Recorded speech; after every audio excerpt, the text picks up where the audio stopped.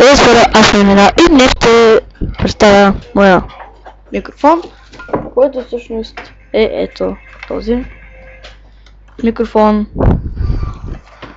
на EndNet.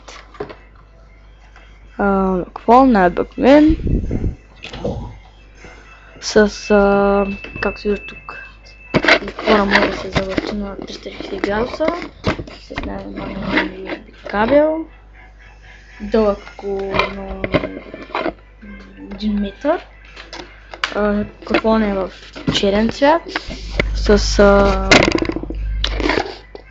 пластмасова дръжка, дълга 20 см, която може да се вади и да се ползва като микрофон, като не съм направила, да държа в една ръка, може и да се поставя на стойка, като не съм направила, и както може да се надолу нагоре, като едно метално топче, което се закрепя ето тук и с тая помощ се лъчи.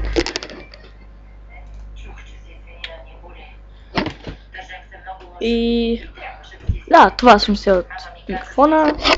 Той е с метални. Ще се каме той. Той е с пластмасови структури. И това е от него. До скоро. Ще има откъде съм го взела и колко пари струва. До скоро.